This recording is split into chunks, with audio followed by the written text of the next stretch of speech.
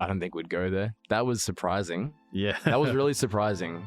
Every time we have conversations like this, it then sparks more and more thoughts and emotions. It's like I could go on for ages. Like we could go deeper and deeper and deeper. I feel that. Yeah.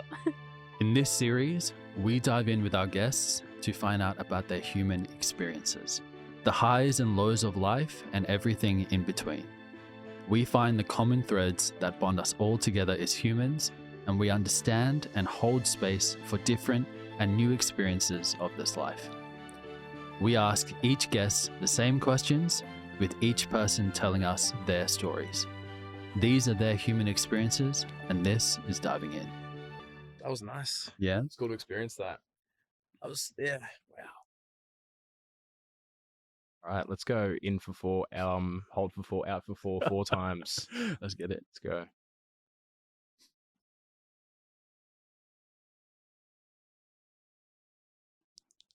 I saw Rick Rubin do that on 60 Minutes. He was like, let's just meditate for 2 minutes. Let's just be in the present moment. I was like, I love that. The content that the people really want. Exactly. All right, I'm gonna hit you with the first question. Let's go. Let's dive in. You ready? Let's dive in. I got my Alright. feet wet already. Let's do it. What makes you happy in life? My dog. Straight up, Lola. Already on my wallpaper. Every hour it comes up as a different photo of Lola. This is 3 o'clock Lola. Dancing always makes me happy. I know it's very typical, but I think it's what keeps me grounded, which I find is happiness for me. What do you think it is about dance that just feels like super imperative to you? Oh, it's in a way my language, my expression. So it's where I feel most comfortable being able to just move how I want to move, or how I connect deeply with my own emotions, how I connect with music. And it's very like a sacred experience for myself as well. Very It's much. not for anyone else. Although, yes, I teach and I support other people, but when it's dancing for myself, it's truly for myself. And 100%. now having become part of a dance community where I can teach adults as well is so empowering, because I can inspire those people to also find dance as a safe space for their expression. Yeah, definitely. So that full circle is why it's been so important in my life. What has been the happiest moment of your life? Oh, that's so hard. That is such a hard thing. I think I can only draw on, I guess, more recent experiences. Like the little things make me happy. I think personal growth for me this year has been a theme of like what triggers my happiness, feeling like I'm in control, or a bit more how do I say it, like empowered to set boundaries and things like that. Right. Having my own voice, I think, is what makes me happy. Yeah. It sounds really funny, but I've always grown up listening to other voices in my head, and it's never been my true authentic self. But now that I know who I am and I'm not afraid of expressing that, that's actually pure happiness to me. Happy moments. I feel like, yeah, the first one that really comes to mind, it's such a simple memory, but it's honestly just like hugging my family on our last day when we left the childhood home. This only happened a few weeks ago. This is very recently. Very recent. We just had like a family hug, and Ooh. I think it was just happy because I don't know, that whole day, like visions were just like flashing, good memories, bad memories in between. The whole And I journey. think, yeah, I don't know, I was just hit with gratitude of like, look how far we've come, and yet we're so close as a family. We all love each other just as much, if not more. We're all healthy. You know, my dad went through a cancer journey. He's all good now. I was happy in that moment. My mum was happy. They're gonna move. They're living on a boat now. Mhm. It was their dream.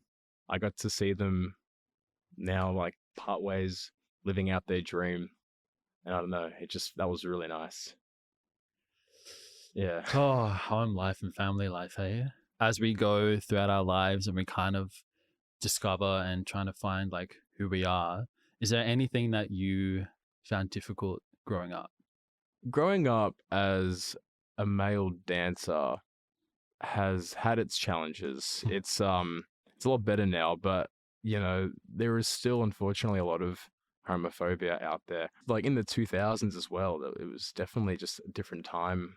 And yeah, I don't know, there was just a lot of prejudice around anything that had to do with men and anything that was feminine. And because I danced in primary school, that was rough. High school, I had a ball, but in primary school, it was difficult for people to understand. Why do you think there was such a stigma around that area?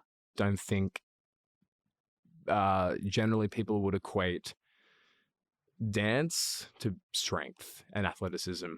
They would just think of people in tutus, you know. And even then I'm like, but what's wrong with that? I don't know. I think it's just men doing feminine things. It's been fought against for a long time, and it's really only now where we're really embracing being able to exist in the non-binary and embrace that. I've grown up in a culture and in an environment where it didn't have much of a voice, and it was a lot of responsibility or expectation, really, just to fulfill like my parents' dreams, what, you know, employers might think of me. So I think a lot of the struggle was internal, definitely internal struggles. Right. And also a feeling of fear. So I had a lot of fear instilled into me as I grew up, and that carried more and more into my, I guess, teen years as well. I was so afraid of my emotions, so afraid of dealing with sadness or not being good enough and all of that. And to compensate, I just overworked myself. Like the only way I knew to, I guess, distract myself was just to keep busy. So I kept working and working, which then turned into burnout and complete exhaustion and just anxiety, like such high anxiety. But I could never get rid of those voices in my head. And it was always the decisions I made was for someone else. Where do you think those came from?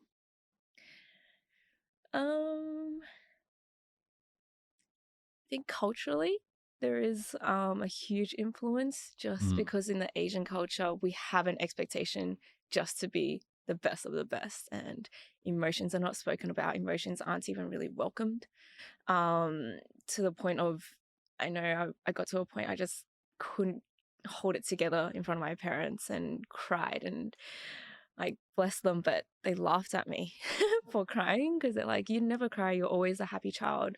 But little do they know I'm the type that will just take everyone's crap on board and go to my room and cry. Like, I know what that's like. Yeah, that burden is just immense. And yeah, it's really, really tough. So yeah, I think culturally is a big one. Where do you think, especially with the cultural thing, because I 100% understand that, and I'm a part of like 6 cultures within my own self, so I 100% understand what you're talking about. Why do you think that is like that, and where do you think that came from? Great question.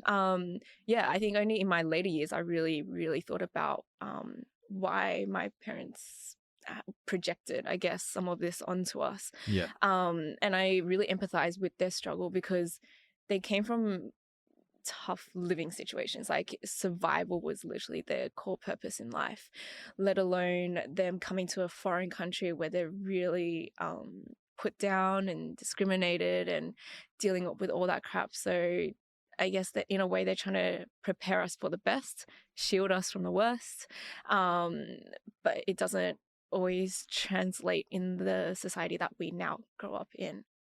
Is there any one moment or period of time that you would say has been the worst moment of your life, or the hardest time you've gone through? Oh, that is juicy. One thing that came to mind was, you know, it's interesting. This is in 2015. It's the same year. There's a lot of highs and lows that year. It was a big wave. That was the year that my nan passed away. Right. Moved into the spiritual realm. It was a few relatives had passed before that in childhood, but with nan, that was the first person that was close with that died suddenly. Right. I wished her happy birthday, and she moved on the next day.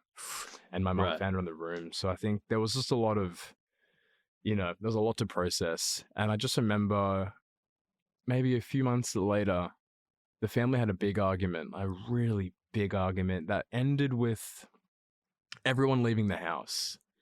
And I was at home alone. It was just me on the couch. And I remember just bawling. Like I can't remember ever crying like that. Just like uncontrollable, like shaking, just Ooh, yeah, just we've all all coming been out. there. That was a low point. Um, yeah, it just felt like a broken family. Just at that point, um, that was pretty rough. There was a moment, I think I was like 21, where I think I learnt how painful it was when someone breaks your trust. So I had a few things happen to me in that 1 year where I just realized people would do things behind your back. A family dynamic is not what I would like, what I hoped for, wished for. Like, it just Right. sometimes is not possible, and I should stop exerting all my energy into it. And just watching, even like, without giving too much away, I guess like my family members within themselves betraying each other. Like, all the trust, all the secrets, all the lies just exposed in that time was really, really painful. What things from your experience do you want to change for the next that come after you? That's a great question. Definitely projection onto Yeah. the next generation. Just being very mindful of that. Yeah. Being aware of the sort of safe environment that I'm creating for myself will then at large be a safe environment for the next generation as well, or like my partner, my next family, like things like that. It really comes from self-awareness and how much work you do to overcome those traumas and break those generational, And it's work. Yeah. It is work. It is work. It's a full-time job. Exactly. And it's so painful. It's a painful process, I do say, like, and it's not once you get there, you're there. It's never ending. Like, we have setbacks. Universe throws us all this crap along the way. Curveballs. Exactly.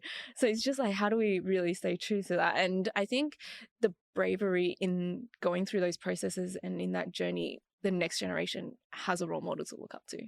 I'm going to ask this question, even though you kind of have answered it anyway, just in case maybe another answer pops up.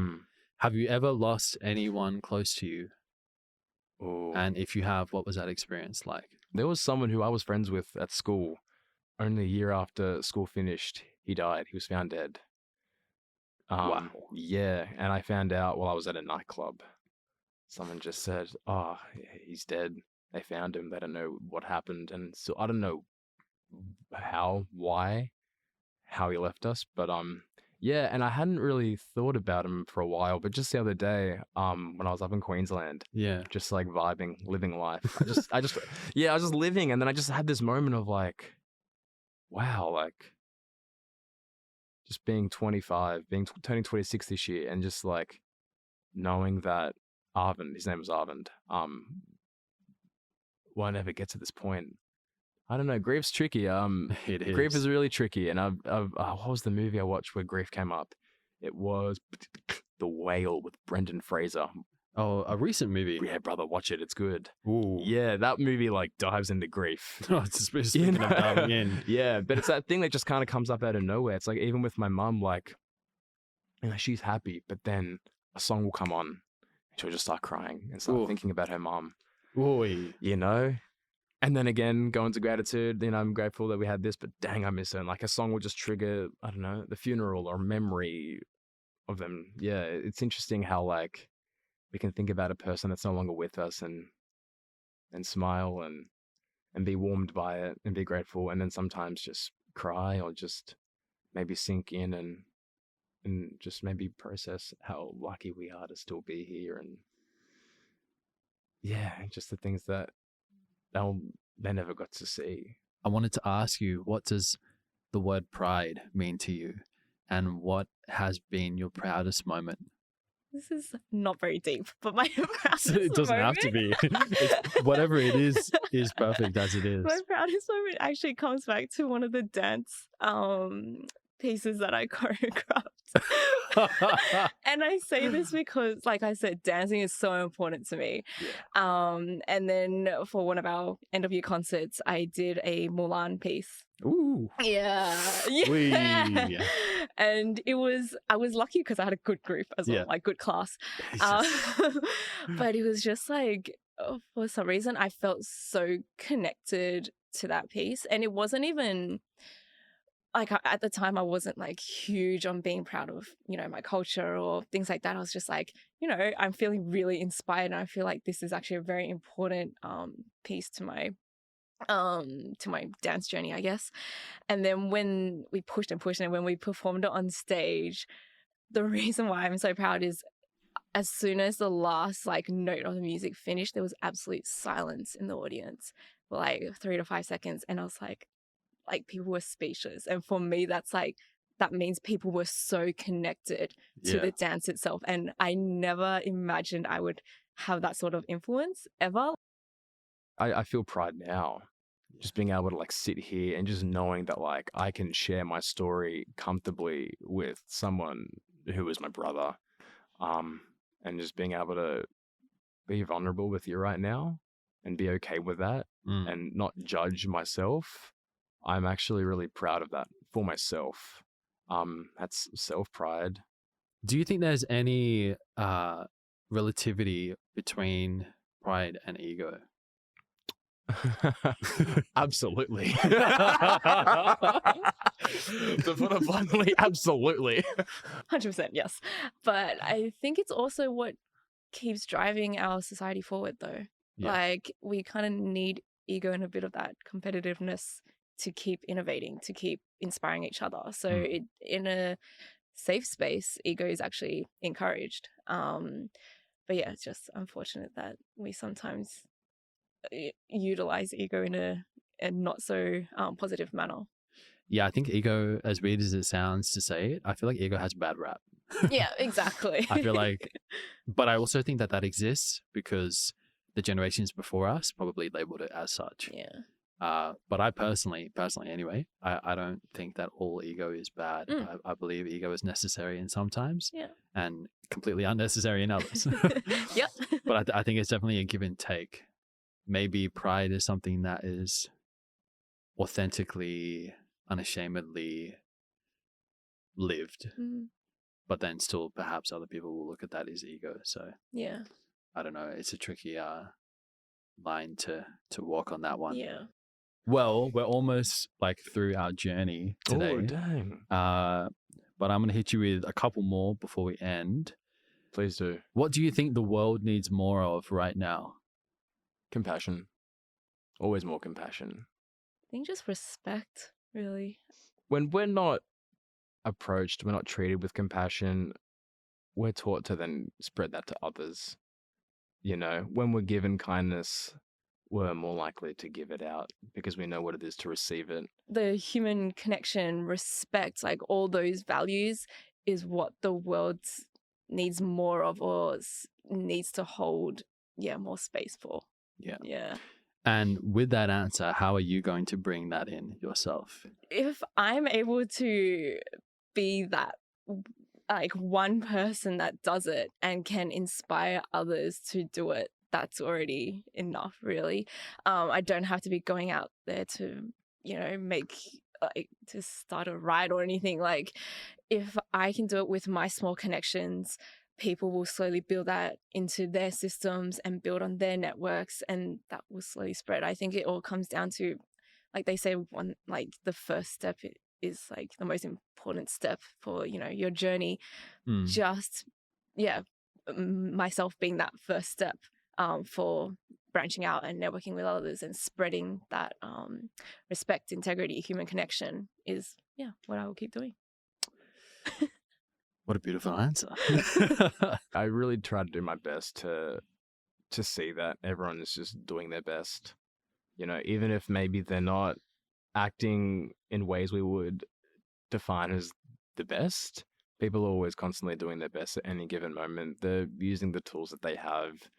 Exactly. Yeah, I think I really try to remind myself, especially like if I find myself maybe like, like someone said something maybe not nice to me and I start like either making up a conversation or, saying, like thinking of things that I wish I could say but I couldn't, or maybe just like reliving that and imagining certain scenarios, like going down that loophole. It's just like, they're trying. They just maybe hurt. I think it's just for me, it's just remembering that. Yeah, I think we're all we all don't know anything until we know it, Yeah. Like we don't know how to react until we get put into situations and forced to react to them. Literally. And then from those codings becomes everything that we become as a person. Yeah, literally. And that's honestly like when I meditate, I try to send that compassion. Not try, but I do. Like I'm always just like, I think of a human. I'm like, I send you compassion, whether it's someone that I care about and that's something that's easy to do, or if it's someone that maybe I find difficult, where I find I have to work a little bit more to find compassion and send it. You Right. gotta. I do strongly believe though that our generations right now are here to be the harbingers of change. Yeah. And I feel like a lot of us are understanding, the things that should be changed yeah. and the things that we want to change as we pass on what we pass on to our next as well. I was thinking, like a lot of what we talk about our generation and a lot of the movies that we're vibing over are about breaking generational curses. Everything everywhere all at once. Yeah, Banger of a flick. I think that's very much part of the conversation. definitely. Is being aware of generational trauma cycles and just breaking that so we can be better for this world. As we come to the surface for the last question, I want to ask you, what legacy do you want to leave behind? Oh, that's so funny that you asked this. Am I going to get a voice memo about this afterwards? That's so funny. I really, I guess, kind of coming back to dance and community, I want to be, or I'm actually striving or already working on building a safe space for people to express themselves. So I want to be able to inspire. Is probably I mean, you already do. Thank you.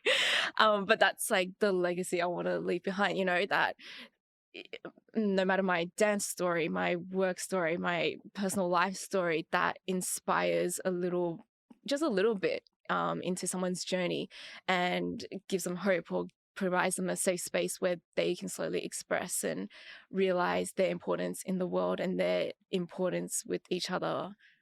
With their, their networks or their family and friends, things like that, is the legacy I want to leave behind.